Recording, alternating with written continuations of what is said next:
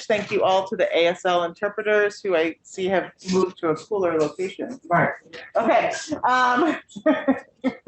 I'm Andrea Ritchie. I am excited to welcome folks who are joining us for the first time this afternoon to Abolition is Feminism. Feminism is Abolition. You can tweet along at the hashtag AbFem2022. And see what the conversations look like so far and what we're about to dive into. And thanks everyone who's here live and in person. So this morning's conversation referenced many times carceral feminism. And we're here to kind of explore in depth what that is and where it came from, what it looks like, how it manifests, and then to come back in terms of thinking about how that understanding should shape our organizing. So I'm here with amazing people in person and online. And the first person I'm going to turn to is the person who taught me about carceral feminism, Amy Kim, who is one of the co-founders of Insight, which was essentially, among many other things, including creating a place where we as abolition feminists could feel at home in our full selves in the way that Candace Montgomery talked about that, feeling like that in this moment of abolitionist feminist organizing. I first met Mimi, I think in the Bay Area in 2003-ish, and walked into a room of Insight folks who had created a space where we could feel at home as abolitionist feminists of color. And part of it was a response to carceral feminism. And for those of you who have not read Dancing the Carceral Creep, just Google Dancing the Carceral Creep and read it after this panel. But now I just wanted to ask Mimi to really kind of, one, introduce herself, because you can find her full official bio online at the bio link on the website, but to tell us what you want us to know about you and to describe yourself for folks who can't see you at home. So for instance, I would say I'm a very light-skinned Black woman with curly hair and glasses that I'm often looking for but can't find, and that you can tell that Mimi and I both used to live in New York, even though we don't anymore because we're wearing all black in what is now 90-degree heat. And I'm sitting in a room full of brilliant, badass, brave folks who are also sweltering in this heat to be here in person. So that's a visual description example. So I'm just going to ask you, Mimi, to do that, introduce yourself, and just tell us what even is carceral feminism, where did it come from?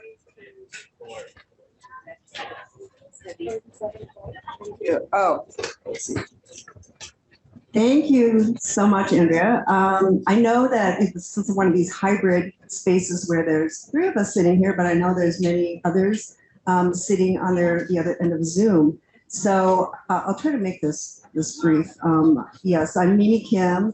I'm sitting here with in all black. I'm an older Asian woman with long hair, and happy to be here in the space with these beautiful people. When Andrea referenced a little bit more, yes, I've been part of Insight. I also am a professor of social work right now. It's kind of a more recent part of my life and career.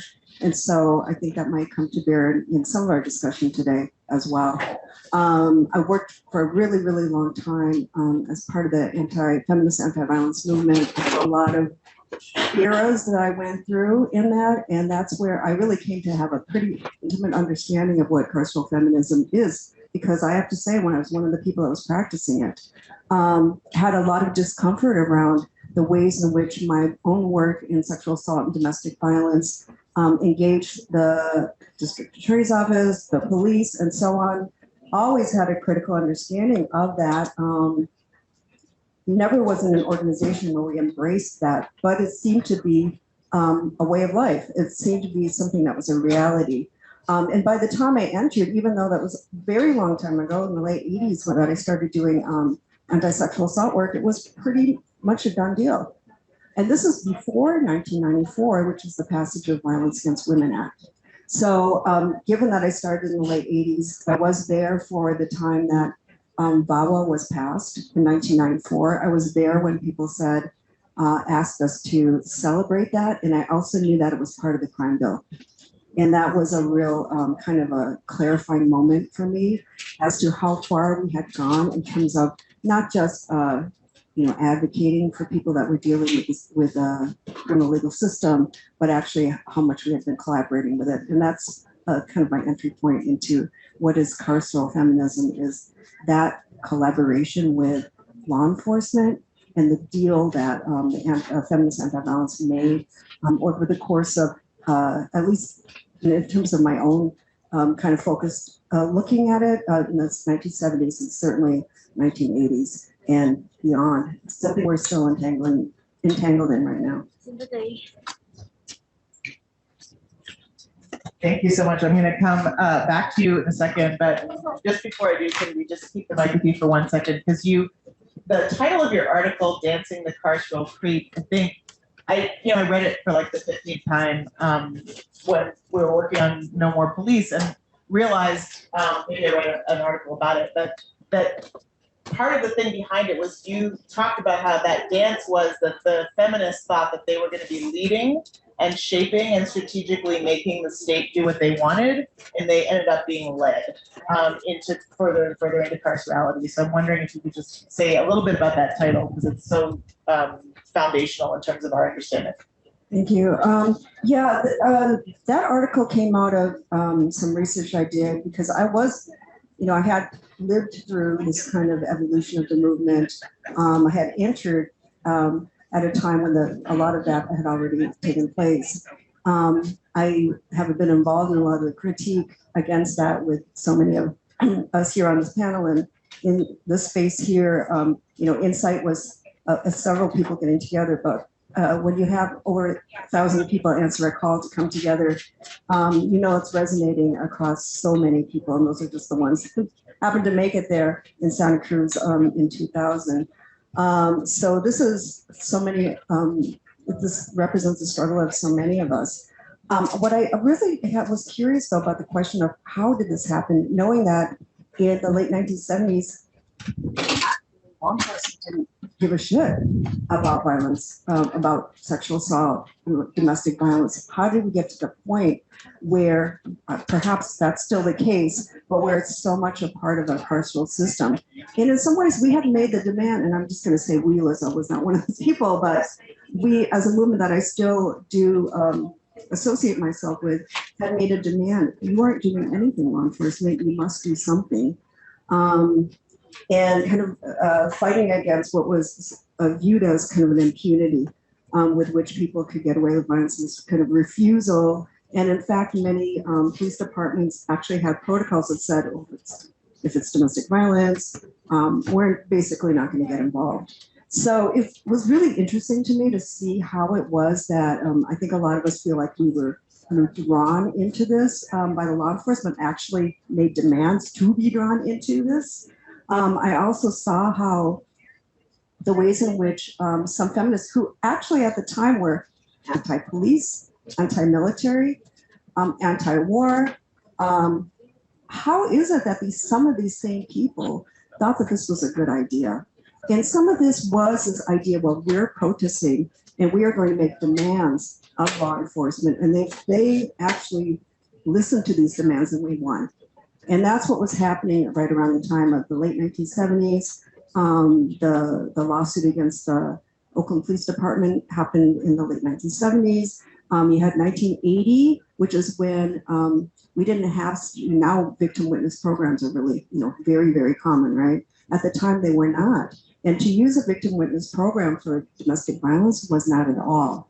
And so these feminists came and said, we're going to make a demand, and we're going to be very clever in creating a demand that you come into some kind of collaboration with us. And what I saw was, as soon as that collaboration was made, basically you handed over your power.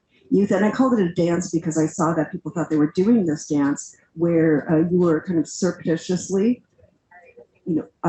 making wins every time you fought for a new kind of law to increase and enhance penalties for domestic violence and sexual assault. People saw that as a win, but what you were actually doing is you were co-constructing a part of this kind of enhanced and expanded law enforcement system that was there to work with survivors of violence. But we were actually creating another expanded part of law enforcement.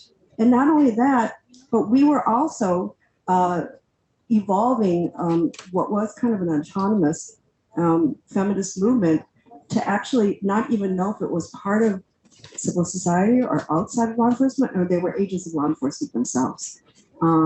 So that's part of what I saw as I got to understand it better, and I listened to a lot of people talk about how they viewed what they were doing during that period. I think that carceral creep, creep being kind of a dance, but creep also means something that, something that's creepy and something that happens in a way that kind of takes you over and you don't even know.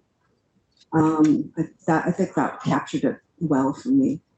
It's such an important lesson for us now in the ways that you and I are working together that I'm going to come back around to talk to you about the kinds of responses we're advancing now. So I'm so grateful to you for telling that story, because I feel like that is so critical for us right now. We've been talking a lot throughout the conference about how so many of us come into this as survivors. We also, some of us come into it as domestic violence service providers as well, like you said, who were in these things being like, not really cool with this. Like, I remember being in the National Women's Organization in Canada, we were fighting for like this stalking law that would criminalize stalking. And I was like, this is wrong.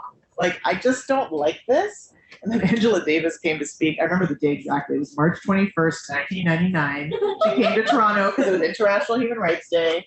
And she made a case for prison abolition. And I was like, oh, we could do that? I was like, sign me up. Like, that was it. But it was from that place of discomfort. I'm like, what are we doing? This is not working, actually. And I don't know how this is going to work. So appreciate you saying that. And I want to bring to the screen another beloved Insight co-traveler who was in my generation of Insight. Amy's in the OG generation. And Alissa Bierria, the brilliant, badass Alissa Bierria, was in my generation, which was like Gen 3 or something. I don't know what we were. I don't know either. But anyway, Alissa's here virtually because she's fighting a migraine. So I just want us all to be quietly appreciative of Alissa and in the dark. But Alissa, in addition to being Insight leadership, also is editing not one, but 2 volumes called Abolition Feminisms, because as you could tell from the previous panel and the program for this doesn't fit in 1 volume of anything. So encourage you all to order those from Haymarket Books. And I'll just officially say now, live to the 200 people on Zoom, I'm sorry, Haymarket, I'm late with my preface. This is why you're watching. You're watching why right now. All right. So Alissa, I'll email them too. But Alissa, just wanted to invite you to describe yourself, to tell us a little bit about yourself beyond what's in your bio online. And then just to share your experience of the carceral creep as someone who was working in the field of sexual violence and kind of how you saw it emerge and take hold.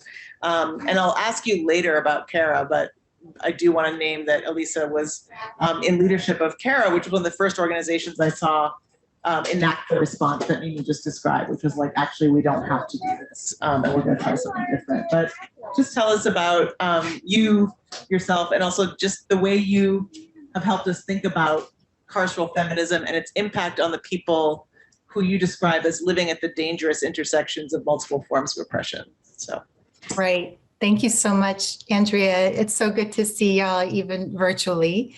Thank you for that impromptu online community accountability. That was very funny. A model for us all. So I've been a part of the feminist anti-violence movement for, I think, going on 25 years, with a number of organizations, Insight being a critical, transformative one, but also CARA, Communities Against Rape and Abuse, which was a local organization in Seattle. And most recently, Survived and Punished, which is a national organization that's advocating for the decriminalization of survivors of domestic and sexual violence. So that's some of the work that I've been doing: community accountability, participatory defense campaigns, participatory research, and so on. So, is the question, how did carceral feminism emerge? Yes, and what's your experience of seeing it emerge, and your understanding of how it's shaped the work, and how it's impacting folks who, as you say, live at the dangerous intersections of multiple forms of violence. Right. I mean, I think that there's so many systems that not only promote and enable carceral feminism, but makes it seem natural, makes it seem normal, so that it always takes us an extra step to then challenge it and deconstruct it and then try to articulate something else.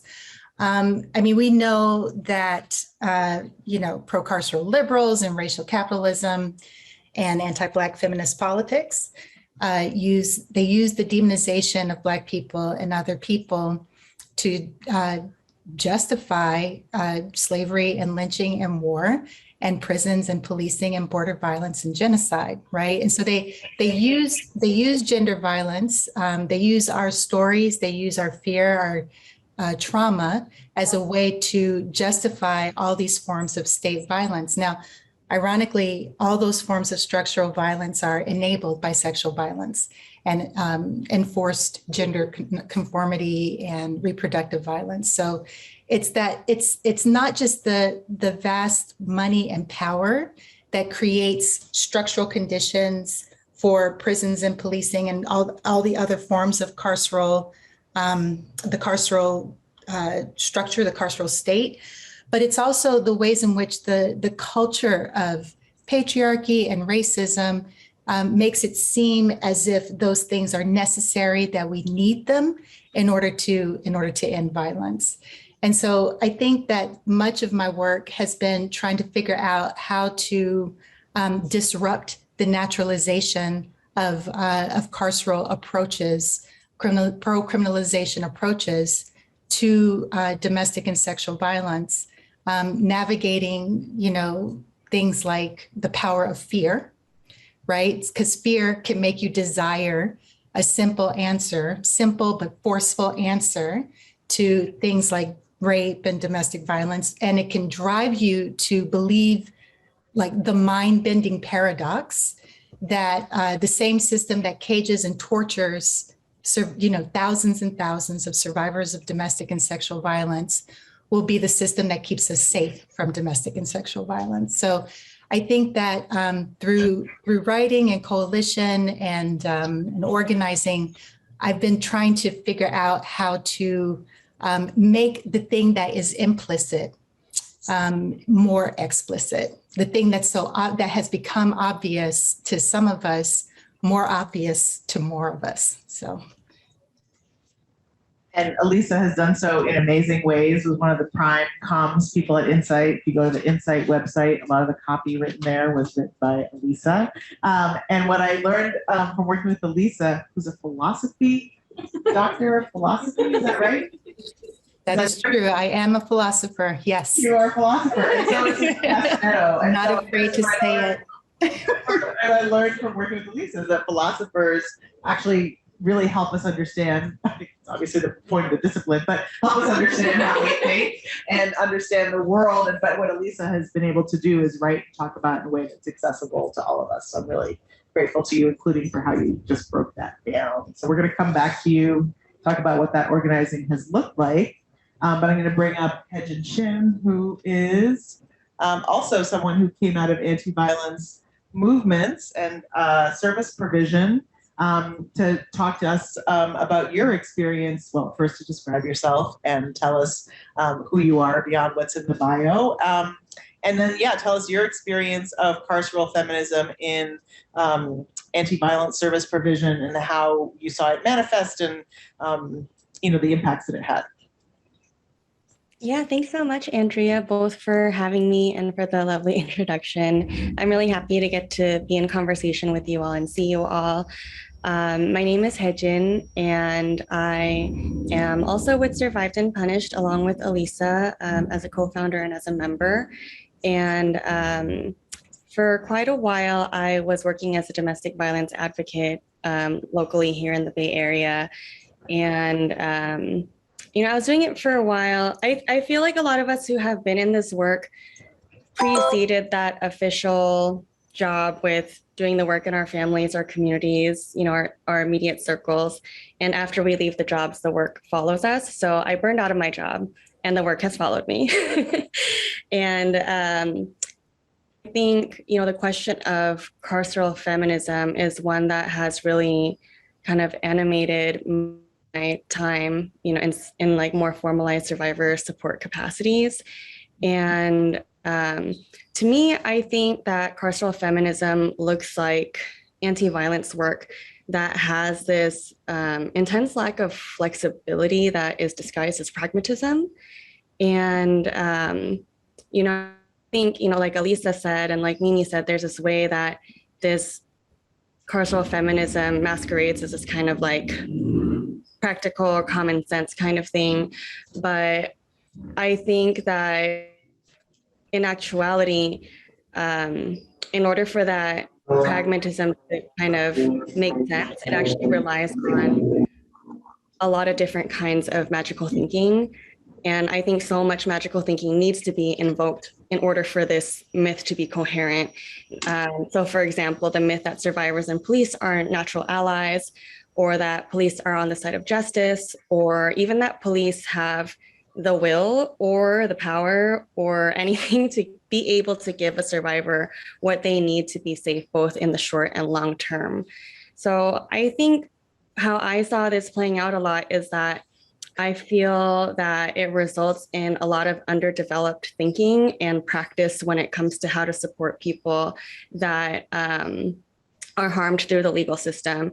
And I think whether or not you are a criminalized survivor, you do experience immense amounts of harm from the criminal legal system, whether it is when the police are called or you're trying to figure out, like, do I get a restraining order or not? Or if you're going through the family court system or immigration, like there's just so many ways that the legal system presents so many different kinds of barriers and challenges and violences for people. And I think produce varying degrees of criminalization too, even if someone is not necessarily formally prosecuted.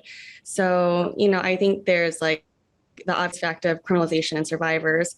And I think there are ways that all of this just really stunts creative problem solving. So, for example, like if a survivor wants to move out and their abuser has a gun in the house and the survivor doesn't want police to get involved because they're undocumented and they also suspect that their partner might call the police on them.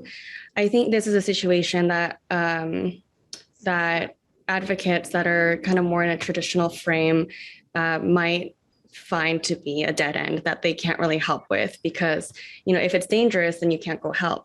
You have to do so from a distance. And if you can't call the police, well, then who else is going to be there to help move through the situation, right?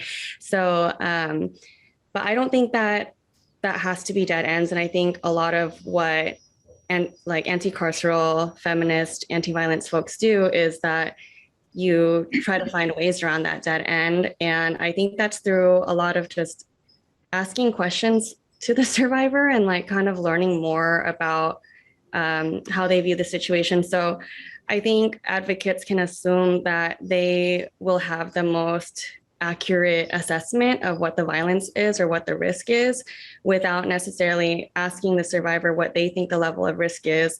What are the habits of this person? Do they show violence when others are present, when it's public? Do they show violence only to you? Or in what moments does that violence kind of escalate? You can actually learn so much about how you can approach a situation just from talking to that person and thinking through what their experiences are.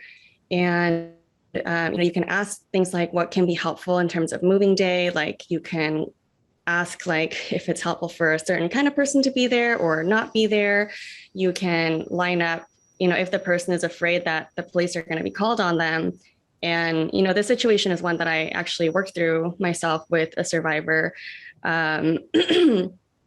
If they are worried about the police being called on them, and this person was worried that their abuser was going to call the police on them for stealing things from the household, and when they were just moving out.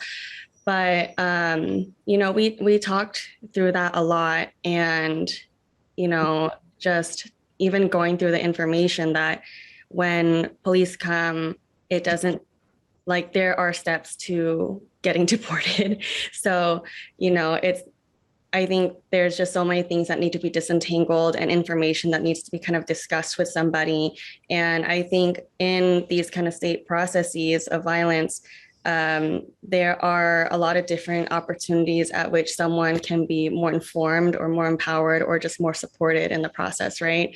Like, I don't think it's always just like a situation where everything just happens at once and there was only one step, and that one step is they're like locked up or they're deported. But I think, with anti-carceral feminism, I think it's looking at all these different steps that comprise a situation, all the ways that you can intervene or try to help like mitigate the violence that's occurring.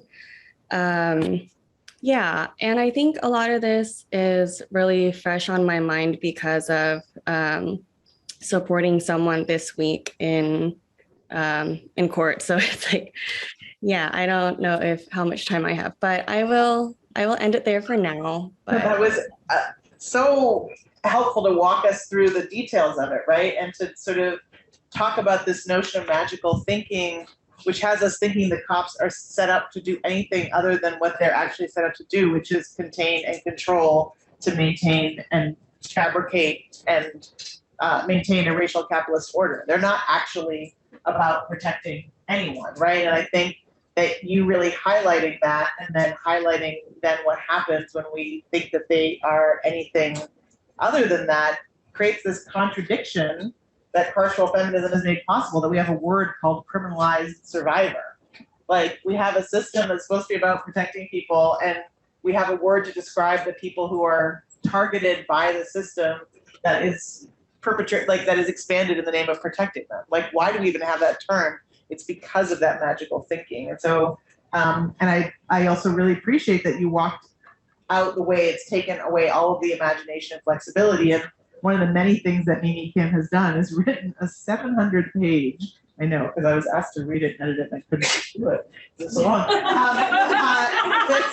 Toolkit, which you can now get online, Creative Interventions Toolkit. And the reason it's 700 pages long is because there's no one-size-fits-all solution, and that so many people have tried so many different things in the way that Hyejin just walked us through the problem solving that you have to do with each person in each instance of violence each time, and all the different options you have to consider. And the state, like the carceral creep and reliance on the state, takes all of that away from us.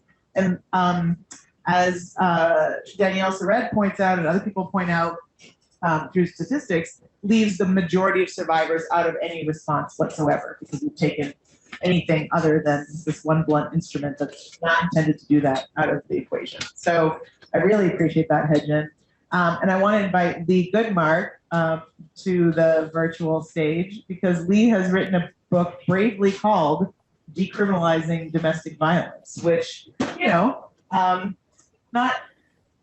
not easy to write a book called that. And I bet you get lots of fun responses about that. But that basically what you're asking us to do is to undo the carceral feminism, that exact problem that we just described, and go in a different direction. And actually, Leigh's, I'm trying to remember your Twitter handle, so I'm pausing. It's called Recovering Carceral Feminists, Ask Me How. So I appreciate that role that you played for to sort of invite people who are deep in carceral feminism to see the light. So ask you to describe yourself, introduce yourself, and tell us about that project of decriminalizing domestic violence, of how you see carceral feminism in that field, and then how we need to get rid of it.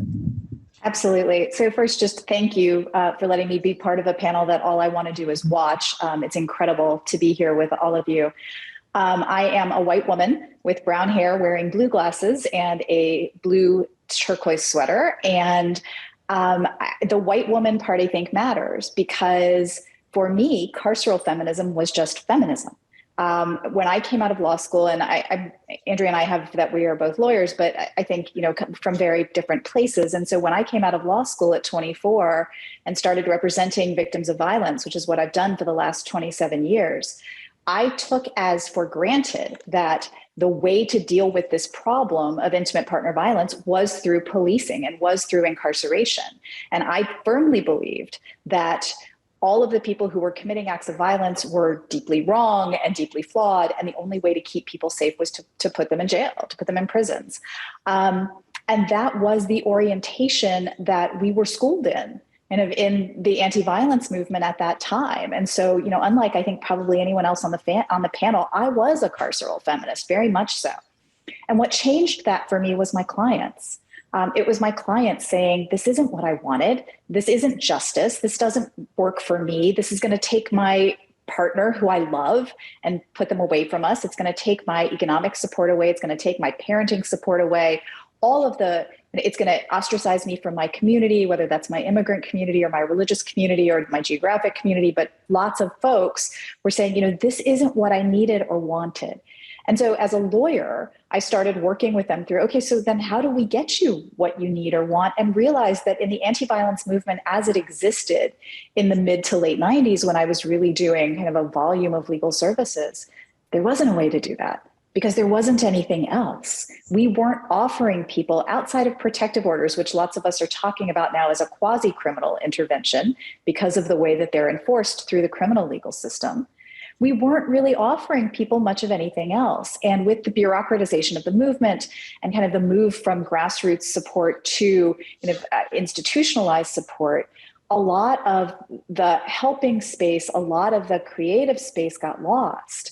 And mostly what I could do was I could get somebody into shelter, which was a terrible intervention for most people who sometimes couldn't take their kids and sometimes couldn't cook their food, and oftentimes were subjected to rules that were not all that dissimilar from the rules they were living in their households. I could maybe get them into counseling if it was available, but what I could do is get them divorced. I could get their partners locked up, and I could get them protective orders. And it was just not satisfying, but it was what we had. So I started to look at the research. And what the research tells us is that, in fact, criminalization is not decreasing intimate partner violence. Criminalization is not deterring intimate partner violence. But what it is doing is exacerbating the correlates of intimate partner violence. Because things like male under and unemployment, for example, and I know that's binary, but the research is very binary, is considered one of the greatest indicators of perpetration, right? So if you send somebody to prison, they're going to lose their job. Even if you put them in the criminal legal system, even if they're just arrested, right? You're increasing the chances they're going to lose their job, leading to, of course, more violence. Similarly, people who have experienced trauma, much more likely to perpetrate. And prisons, as we know, are incredibly traumatic places. So all of these things that we were doing to try to alleviate this problem, we're actually making it worse. And so, you know, between kind of the clients saying to me, this is not justice, this isn't working for me, this isn't what I need, and the research saying to me, none of this is working anyway. Why are you so heavily invested in this? That's when I really started to push back. But I think it's important, you know, for some folks to know, and probably not at this conference as much as in other spaces. That took me a really long time because our commitment to the carceral system and this belief that it can keep people safe and that it can deliver justice is really deep-rooted for some of us. Particularly for lawyers, right? We're invested in these ideas that these systems produce justice.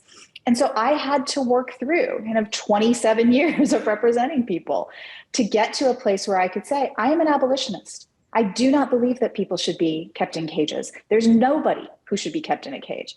But that's a fairly recent thing for me. And I think telling people that gives them the space to say, okay, I can change. I can grow. I can reject these systems that are hurting systems, that are trauma-inducing systems. And the thing that really did that for me, tying it kind of to what Alissa and Hyejin have said, was working with criminalized survivors. So about 8 years ago, I started representing criminalized survivors in a variety of different proceedings. And being in prisons day in and day out is the thing that will show you that prisons are not tenable for any reason, for anybody at any time. And that kind of was the end of this journey for me. But, you know, Andrea referred to my book, Decriminalizing Domestic Violence, which I'm really proud of, but which totally puts at the end. The end of Decriminalizing Domestic Violence in the last chapter says decriminalizing domestic violence is unlikely, which I still unfortunately think it is, and also unwise, which I said in 2016 when I wrote it, but I would not say now.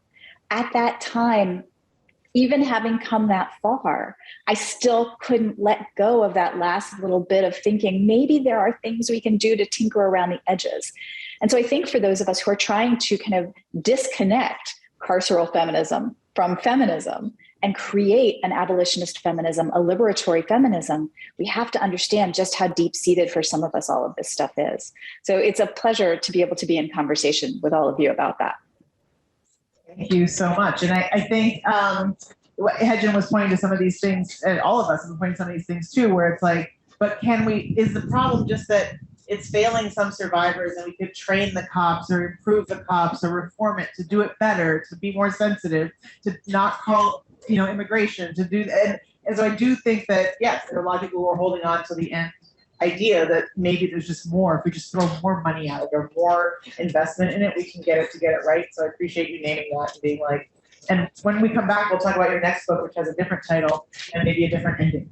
But I want to turn to Romina now because you wrote this incredible article in the one of the volumes edited by Alissa and others for Abolition Feminism from Haymarket that literally describes what Leigh just put out, right? Which is that putting someone into a shelter is just putting them into policing and criminalization in a new form, in a different form.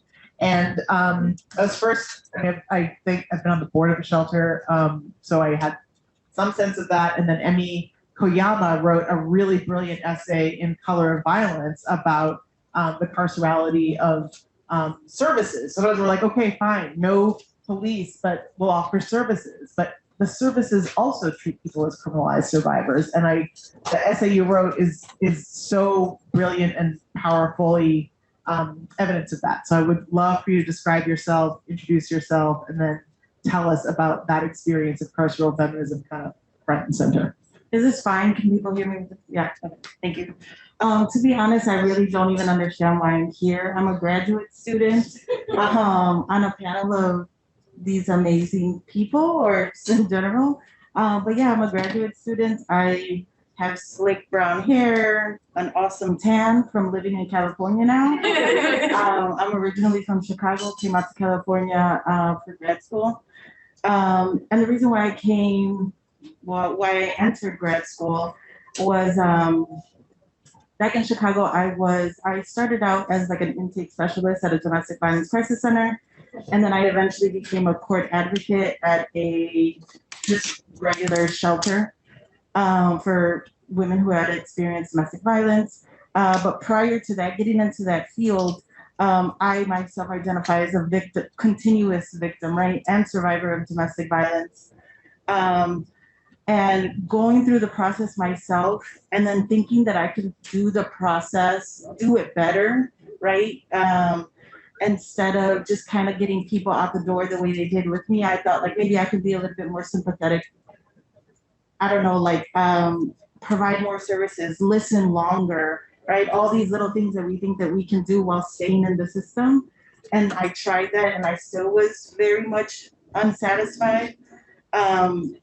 And I tried to organize in Chicago for simple things, right, around domestic violence. And I was always told, because I had no PhD, because I had no money, that no one would give me money. So I said, fuck it, I will go get a PhD and then you'll have to give me your money. So my time, especially at the shelter and the crisis center, just kind of brought to light everything that has been said so far. I think feminism started out as this article that Mimi wrote is amazing. It gives like a real succinct kind of like history of how we got to where we are right now. We thought that we would be able to control it. And it's very evident that we have yet to be able to come back from that, right? So my research is around what these benign services that we think are like, shelter services, crisis center services, even the way we counsel people getting these services, like, are all being done within a carceral anti-Black framework. And they're affecting those most vulnerable. Specifically, I center the experiences of Black women in Chicago receiving these services. And in the article that I wrote, No, I too, I appreciate, Leigh, is it? Oh, Leigh, Yes, yeah. I'm so sorry. Leigh kind of putting it out there that she herself was also, right, a carceral feminist for sure. I remember the first time I got here, I was like, lock this fucking dude up, right? Like, and working in the services, I was out there trying to churn out all these orders of protection for women. Because in a way, we already know that this paper doesn't protect anyone, right? But that symbolic protection that we do feel with that piece of paper still matters. I feel like we have to still keep space for that, hold space for that. But when I got to the actual services, I sat there and too had to monitor women inserting tampons. I had to watch victims and survivors of domestic violence, sexual assault, administer cough medicine to their children. Just constant surveillance and containment. And essentially these women like functioned as if they were on probation within these spaces that supposedly are spaces of advocacy and care. I don't know, did I answer the question? Is that You totally did. I'm so grateful. And can you share the title of your article, because it's what blew me away?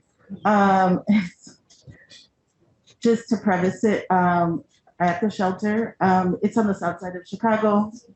I don't know if it's ethical for me to name the shelter. I won't name it. You can ask me and I'll tell you. We're back, folks. Sorry. Let's see, the video going. The wind blew. The Santa Ana wind blew and it blew our power out. We want to shut off the Welcome sound. back, everybody. And while we were out, we learned the title of the article, and no one on the Zooms will ever know. No, just kidding. Go ahead, Romina. What's the title of the article? And I'm coming to you, Vicki. I'm sorry. The title of the article is All Canned Foods Are Expired But Still Edible, which is a sign that is in the kitchen at the shelter that I work at. So those of you who were on yesterday heard why Mariam and I called interrupting criminalization, because criminalization is what has you have survivors in a place eating expired food, right? You don't actually have to be arrested to be criminalized, right? And a system doesn't have to put you in a cage in order to surveil you, treat you as though you belong in a cage, and treat you as though, the support and care that you need and deserve is not warranted or owed, and that you get the leftovers of what there is in society. And that, in many ways, is what the movements you heard about this morning, about what movements to defund and abolish police are actually saying. We're saying that's not okay. That's not actually the world we're trying to build. So I really appreciate all of you for hanging in there through the little blip there, and Romina for writing that article. And now I'm going to expand the conversation a little bit by inviting Victoria Law on, who, and P.S., decriminalized domestic violence is available on the back table, and so is Victoria Law's book with Maya Chenoir called Prison by Any Other Name. And in that, they talk about kind of the twin sibling, or of carceral feminism, which is something called carceral humanism. James Kilgore, a formerly incarcerated leader, coined that term to basically say the same thing about carceral feminism is saying we find solutions to gender-based violence in cages and prison and surveillance. And carceral humanism says that we find solutions to other issues like being unhoused or unmet mental health needs, or any kind of other service need through the carceral system, that you get put in a mental health jail of the kind that Yvette was talking about closing down or stopping, right? That you can get services, but through pretrial services or probation and parole services, and that's kind of how we address the issues, and that those services feel very much like prison, and if they're not already prison. So, Vicki, can you please describe yourself? Tell us things about yourself that might not be in your official bio that you want to share, and then tell us about the evolution of carceral humanism from your perspective, or I can't even say the word. It's like saying a progressive prosecutor, like it just actually is not. It's just not a thing. So we'll stop using that word. But the ideas behind it that you all delve into so deeply, where it came from and how it's affecting our understanding of the world. Sure. So, hi everybody. I am so thrilled to be part of this panel. I've been attempting to live tweet it, but you all think and talk a lot faster than my fingers can fly across the keyboard. So apologies if it is a very incomplete log of what has been discussed.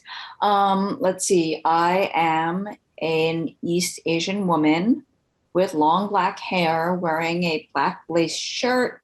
I have pink or red glasses that I'm going to take on or off, depending on how much I'm squinting at the screen.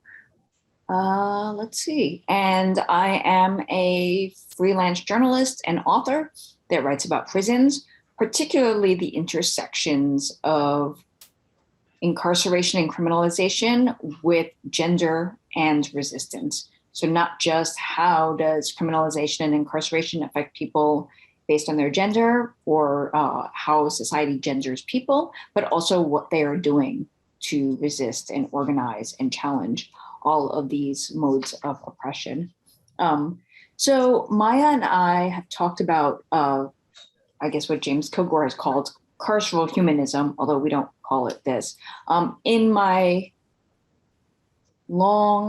many long years of reporting on prison issues, corresponding with people in prison, keeping up with the ways in which the carceral system changes, what we've been seeing is that as people are questioning the logic of locking people up and just throwing away the key, we see this idea of prisons and jails and other carceral facilities pushing back by saying, hey, we're going to provide services to people. Like, as we understand that mental illness, particularly mental illness that intersects with poverty, that intersects with racism, that intersects with all sorts of other isms that lands people in prison, is one of the primary drivers of people to jails. We see the system reshaping and reforming itself to say, hey, we're going to be providing mental health services in this jail, or you can get mental health services in prison. What we see is, as there's a greater awareness around substance addiction, we see the system also reshaping and reforming itself. So Angela Davis many years ago talked about how the prison is a black hole in which we sweep away people that symbolize society's failures to address social and political inequalities. And we see Ruth Wilson Gilmore talk about how capitalism always reshapes to save itself. I'm totally mangling the quote, so nobody tell her that I just did that.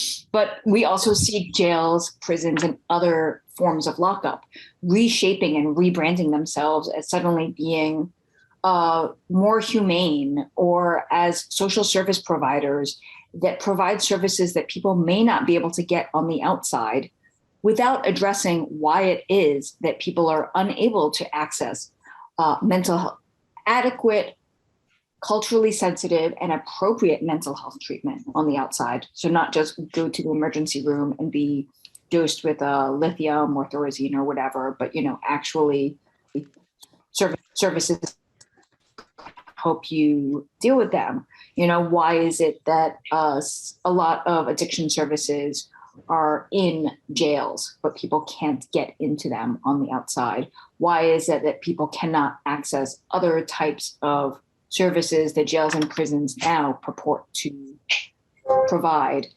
without being criminalized? And I mean, we saw this with Los Angeles, where they wanted to open up a mental health jail, whereas if you were not criminalized, you could not just walk into this building and say, hi, I need some mental health help. You actually you could only go there if you were arrested and brought there by police. So we're seeing the system reshaping itself to say, hey, look, we're filling this need that capitalism has left gaping holes in. But in order to do that, you need to keep giving us money, and you need to keep allowing us to continue as we have always continued to function. and we will give the illusion of doing something for everybody who needs it. Thank you so much. I'm going to come back to something later that doesn't reverberate. Okay, I'm going to come back to you, Vicki, to talk about the kinds of organizing that you see happening against that, and also just the kinds of organizing you see happening behind bars among people who are the survivors of carceral feminism. So I'm going to come back to you on that after this next round. But I wanted to come back to Mimi for a few reasons. One, because kind of the next step of what you're saying is like you have to get services in prison. Is kind of the frames that we've been using that are like treatment, not punishment. Counselors, not cops, right? We've been saying there's some alternative institution that people could get the things they need, and maybe they shouldn't even have to go to prison first. Maybe they should get this thing instead first. But you actually wrote another article, because Mimi is a prolific writer, about carceral social work and about how that sometimes the systems and services were inviting as alternatives to carceral spaces as opposed to in carceral spaces, still also reproduce carceral spaces and control and containment and surveillance. So can you tell us a bit about the evolution of carceral social work and then some of the work that you're doing to resist that? That was an article on anti-carceral social work that was really quickly written up by several of us. It really was not I have to say my entry into social work as a professor of social work is relatively new. I've now been there for a while, but when I was doing my anti-violence work, I didn't consider myself a social worker. I didn't really know that many people that had a social work degree that came in. Although my understanding now is that it's very tied in. So I think that it really wasn't until about the summer of 2020 that abolitionist social work even came together as three words that you might weave. There's almost nobody that even put that together before, and that obviously is true of many of us who, abolition is now mainstream language, and it wasn't 3 years ago. So I think entering into an academic study of social work, well, one, it was, you leverage institutions to try to do what you want to do. So it was a way to do that, first of all, but also that I had such a really distrust of social work as a field already coming in, that the ways in which I kind of envisioned my own radical work was, I disassociated. It was separate from, and it was something despite social work that I was able to maneuver in and just find people that would support what I was doing. I think now that many of us have been now called more into a space to actually think more clearly about what is the relationship between social work and carcerality. Something that I took as a assumption before, but something that maybe we need to look at more closely as we saw radical demands for social work and not cops, right? In 2020, I think, things have really journeyed since that time, and I don't think too many people would be saying that anymore, but it was a call that was pretty common at that time. And people really rethinking, what does care mean? What does safety mean? I mean, there are these really profound kinds of debates going on, our own evolution of thinking, and mine is very much emergent because I hadn't really thought about this. I had thought a lot about the anti-violence field, but I didn't necessarily consider that part of social work. But what is it? It is the system of care, or care, protection, and so on. I think I'm not going to remember this clearly right now, but in Abolition Feminism Now, the authors talk very much about the ways in which vulnerability has been used to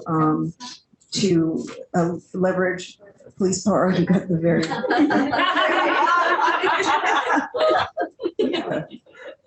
archive over here. So here it is. And so I've had to take this so much more seriously. One is that I think I've grown more sympathetic and around the opportunities to talk about and think about social work, because I see so many people that really do identify as social workers, really already coming in as abolitionists, but not having had the space to talk about them as abolitionists, because that just wasn't talked about before. It wasn't thought about. People doing that kind of work kind of in this isolation, or despite the training they might have gotten as social workers, doing this as subversive work, or doing this like clearly as part that they understood to be a central part of social work, given that we know that social work also has a whole trajectory of organizing as part of the legacy of social work, also tied in, say, with white supremacy, but also something that has been pushed out as social work has become more and more clinical and treatment oriented. So, and science oriented in terms of like evidence based this and that. So I have really had to do my own homework around what I think the trajectory of social work is. Thank you so much for bringing up the work of Vicky Law and talking about how social work is within prisons, and with the collapse of our social welfare system. For some people, it's the only way they're going to get a meal, a place to live, any kind of something that looks like care and treatment and education, because they're not going to get that anywhere else, right? So there's that, but there's also the whole implication of social work as an unquestioned field for the most part, with ties to carcerality that we're just taken for granted. It's only now, I'd say in the last 2 or 3 years, that's been seriously contested, where you can go into a mainstream academic space. I actually got called in to do something in abolition of social work for the National Association of Social Work, which had just been bragging about how social workers are so tied in with the police. Isn't that great? And within maybe 6 months, gingerly invited me to some kind of, I can't even get it online because I was like, I need some evidence. I think they've hidden it in far recesses, where I had heard that the very person who had been saying, well, no, we do believe social work, isn't that great? Actually was saying, I think abolition is very aligned with the tenets of social work. And you're like, when? So you have that, but at the same time, you know that that's not true. So there's all this kind of false pronouncements that are happening around, no, we are abolitionists. No, I think this is abolitionist. And they'll be talking about something that is not abolitionist at all. So everybody's nodding here. So, beware of that, because that is kind of a draw. And I have to say that I saw that coming around, and many of us did many years ago, when we saw, it didn't just happen 2020. We started, some of us who did anti-violence work started getting invited to conferences that we weren't invited to before. Why don't you talk about alternatives to criminalization? We're ready to talk about this. People are ready to talk about it. Are they ready to do something about it? That's a big question. So the same with social work. We do have social workers that are doing abolitionist work, and we're going to have more and more. Some of it's just going to be talk. Some of it's going to be doing the cool thing that you're going to do now and not really know what that means. Because doing abolitionist work is everyday work of love and care in a way that we have not been trained and socialized to do, right? So how do we do that in institutions of social work? How do we create new institutions? How do we do this in our everyday lives? How do we do this in these systems that might be small community kinds of organizations or collectives of people that are really trying to create the kind of liberatory world that we want and we need to live in right now? So I think there's hope for social work, but I want to think about it more, and I want to see what actually happens in these kind of new emergent spaces. I do have some hope, and I have a lot of respect for people who are engaged in things that they are now calling abolition social work. Thank you so much, Mimi. And Mimi will be here with us tomorrow to talk again about mental health crisis response, particularly, and also DV response, but like, what are the conditions we need to create to make abolitionist social work possible, as opposed to social work. I went to a rally that was organized by JMAC for Families in New York under a billboard that said, some cops are caseworkers. Right? And it was right outside the the children's services. It was like literally outside their headquarters. They were so mad that this billboard they had to stare at it for weeks. But also caseworkers will tell you that they're totally aligned with cops, and sometimes they train with cops and they just they're policing people in different ways, and in many ways with even fewer restrictions on them and similar consequences. So to the people that they're policing. So we are talking tomorrow about how to make sure that the crisis responses we're building and the community responses we're building are not that and are more abolitionist social work. We're going to talk more about that tomorrow. But I want to come back to Alissa to talk about what a liberatory anti-violence framework can look like through the work of Cara, for instance, and maybe introduce some of the S&P work, and then we'll come to Hyejin and Leigh to talk more about S&P work as well. But I feel like you're uniquely positioned to tell us what you all were doing in 2000 to do liberatory anti-violence work that wasn't carceral, and to challenge by practice challenge carceral feminism through practice. Sure.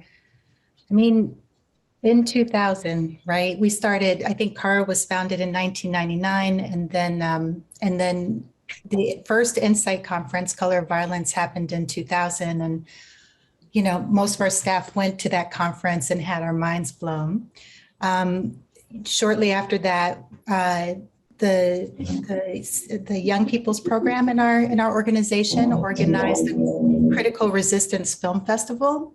And I think it might have been the only film festival that was organized by a non-critical resistance chapter. So the only one that was organized by a non-CR chapter was an anti-rape organization.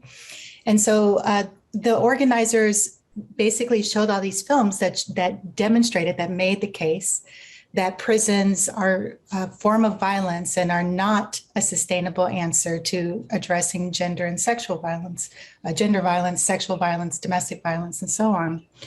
And so once our organization walked closer to that analysis and became more radical through our own work and through the work that we were learning from through Insight and others, we realized that we were stuck with the question, right? Which is, if you're not gonna, if you're saying that 911 is anti-survivor ultimately, if you're saying prisons and police are anti-survivor ultimately, then what else is there? And so based on that, recognition of attention, the organizers started to experiment. And they worked with different groups of folks who had experienced different kinds of sexual violence. Someone in their community had been targeted with sexual violence, and they wanted to do something about it. And so we began to work with them to try to figure out what that something might look like. And so we ended up writing an article called Taking Risks, which is in the Color of Violence anthology, which is the Insight anthology that I think came out in 2006. And in Taking Risks, we identified 10 principles that we learned through practice. It was through practice that we came up with ideas about community accountability. It wasn't the other way around, where we had an ideology about community accountability or an ideology about abolition and then developed the practice.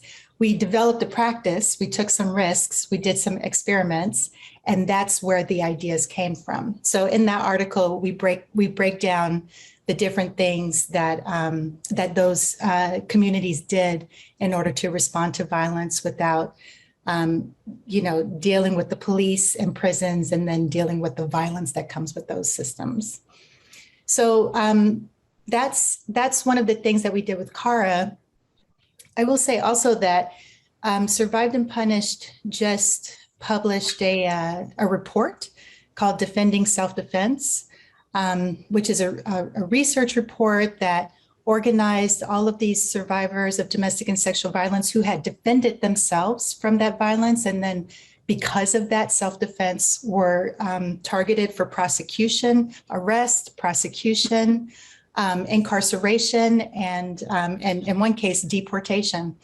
And so it's a participatory research report. You can find it if you go to survivedandpunished.org. It's on the homepage.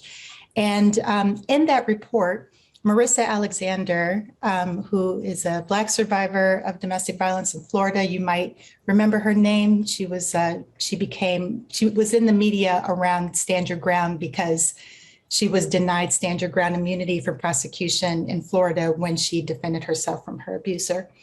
Anyways, in that report, she says that part of the problem is that self-defense for Black women is inconceivable to the law.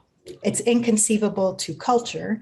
And it's that kind of space of inconceivability that I think, our organizations and our strategies have been trying to conceptualize a different world through that inconceivability.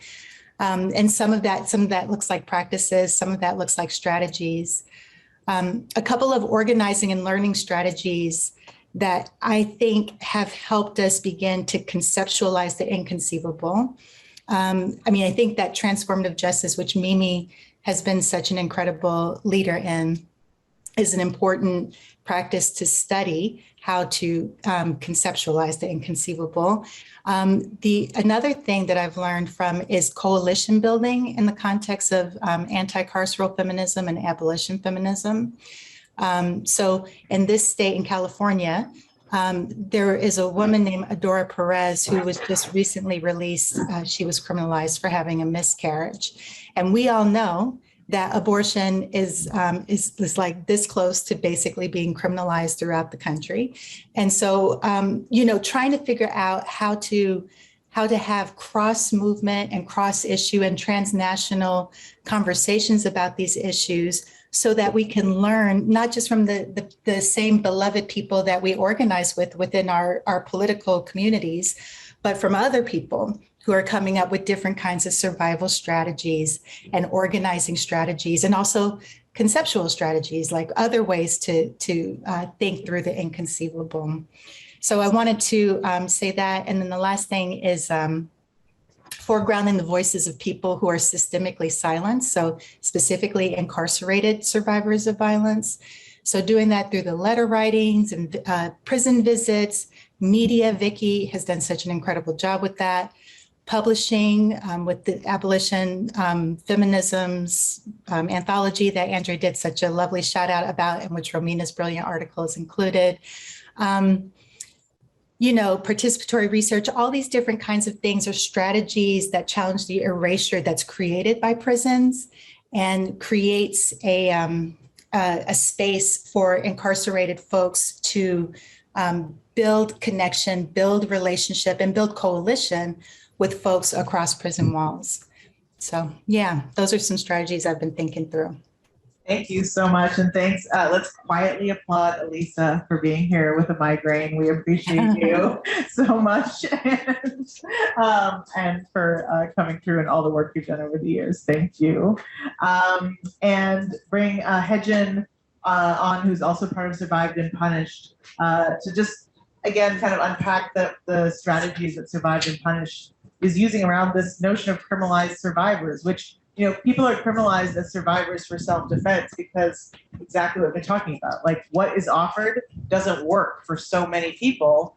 Then if there's nothing left, if people are living in rape culture or in a culture that's patriarchal and embraces violence against particularly Black women and Indigenous and queer and trans folks, then people are going to do what they have to do to survive and then be criminalized for it. And Survived and Punished has been, it feels like organizing around the fallout of carceral feminism for many, many years. And I just wanted to invite Hyejin to sort of share some of those strategies, and then Leigh, and then we'll come back to the room to Romina, and then back to Vicky.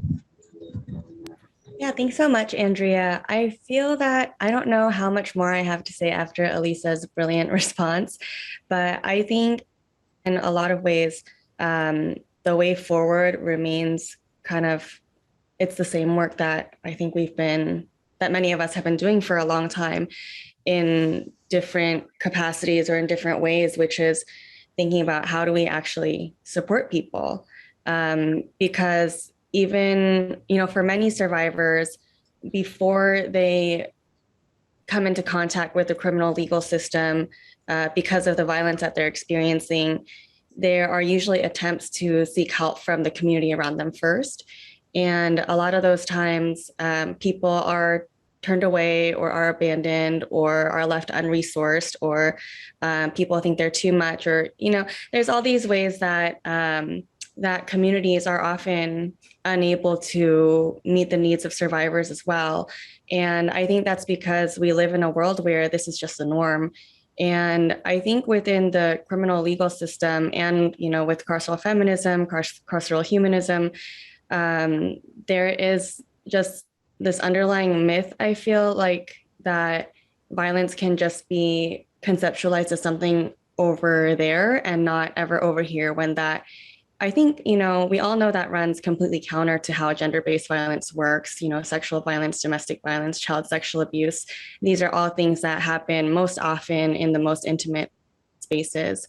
And I think Survived and Punished, the interventions that we try to do in our work is kind of on the broader level, of course, where we're talking about campaigns, we're talking about fundraising, we're talking about legal defense, all these different things.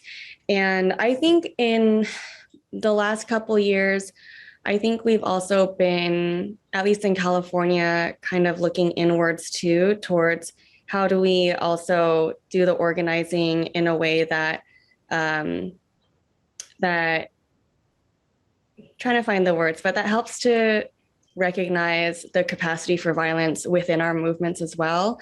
So, I'm thinking about a process that we had in Survived and Punished California, which was just a months-long process of talking together about what can we do what would we do, what can we do if situations of sexual harassment, sexual assault, gender violence arise, like even within our organizing spaces, because that happens, right?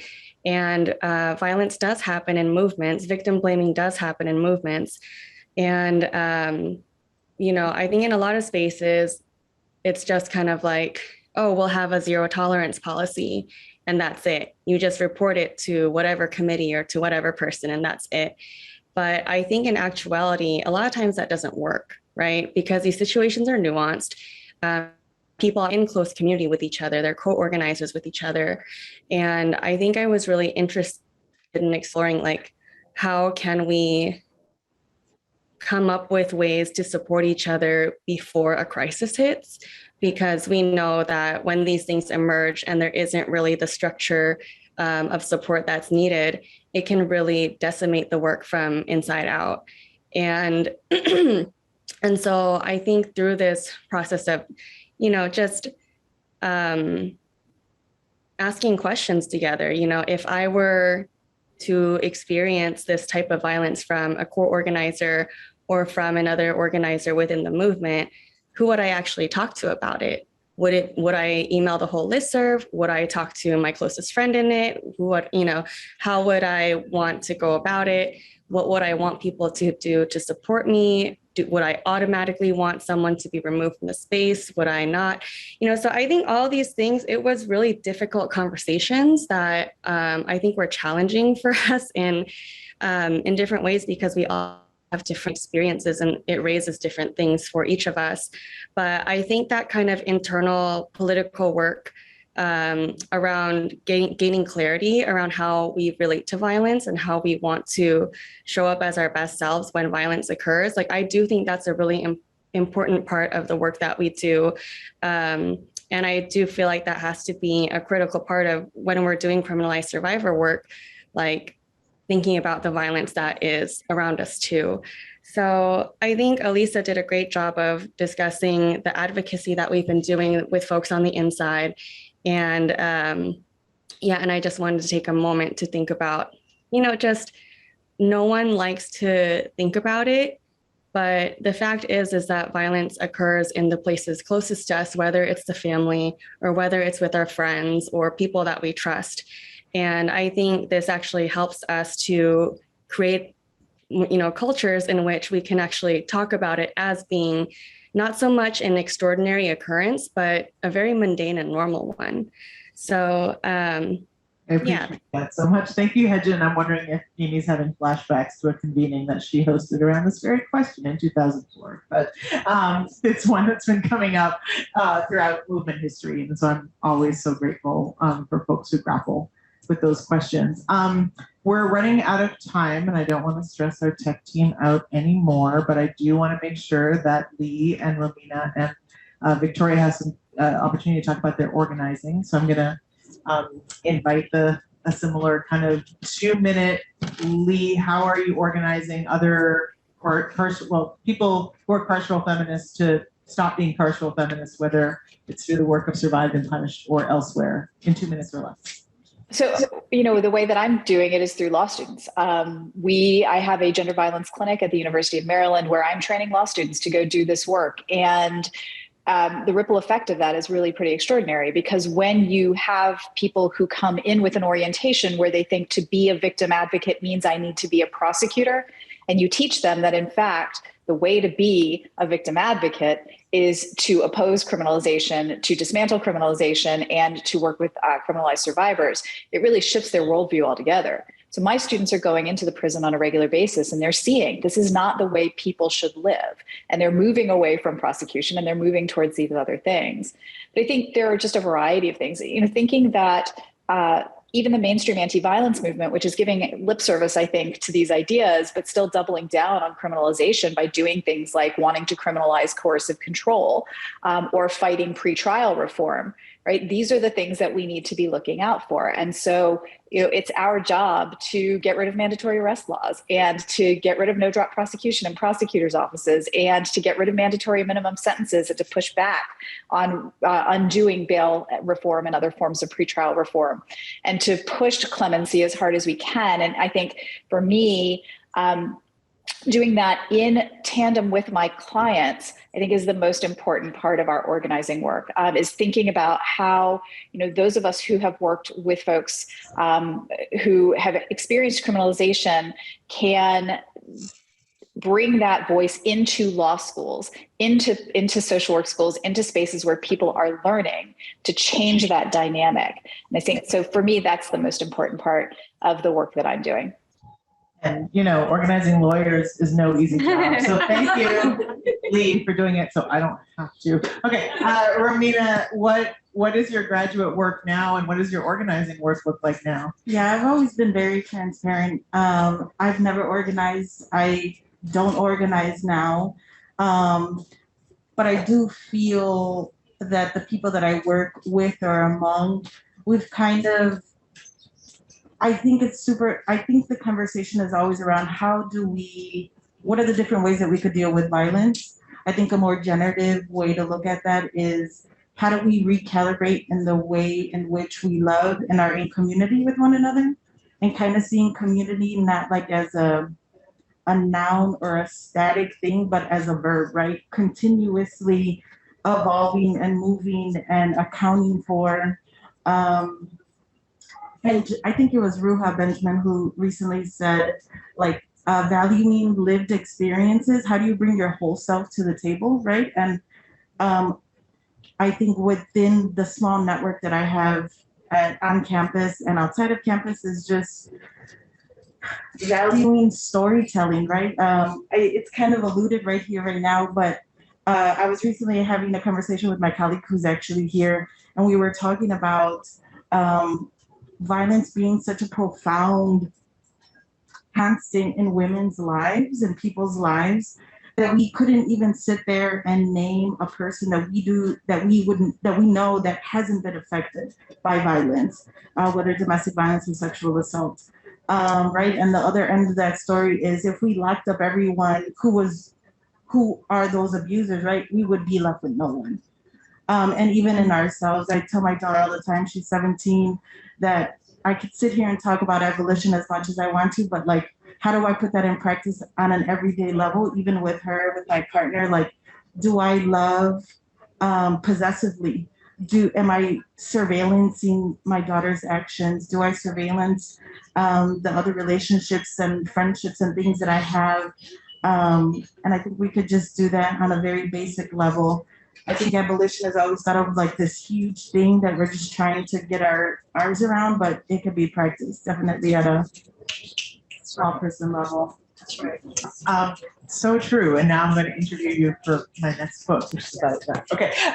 So I'm like, we're going to be in so many conversations. Vicki, I know that you're involved in so many kinds of organizing, including just supporting, not just, but supporting folks behind bars, which is a huge form of organizing that people find actually really challenging and difficult. I love that you make that visible through your Twitter feed, just how challenging that is and how valuable it is in terms of what it's bringing in terms of voices that come outside and also what we're able to send inside. So if you want to share any of the organizing you're doing to challenge carceral feminism or the prisons by any other name, just let us know. I mean, I feel like, like a large part of my role is like being a megaphone. So like if you think of like media work as being a megaphone for voices that have historically been silenced, whether it's because of like race, gender identity, poverty, criminalization, and then understanding too, there's also the layer of people who are incarcerated, particularly those who are incarcerated in women's prisons or who identify as women in prison, have been told again and again and again throughout their lives that their stories don't matter, their words don't matter, and that none of the actions they take matter. And this has been reinforced again and again and again through interpersonal violence and state violence. So being able to be that person that shares, like, actually, that's not true. There was a woman in solitary confinement who said that she picked up a copy of one of my previous books, Resistance Behind Bars, and was reading it. I was like, wait, we all do these forms of resistance. Like, we're in solitary confinement. We can't congregate. But what somebody in the first cell can do is say, when a male guard comes in holding his keys so that they don't jingle, they call out an alert so that everybody knows that there's a man walking down the corridor, so that women who are on the toilet or about to like change their clothes or on some state of undress, can cover up. Like they can use a sort of like whisper network or alert network to try to keep each other safer, as safer as you can get in that kind of carceral environment.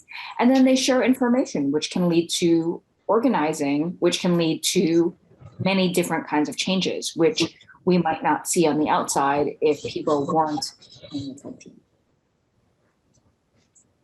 Thank you so much, Vicki. Everyone buy Vicki's book on the back of the table. Everyone buy Leigh's book.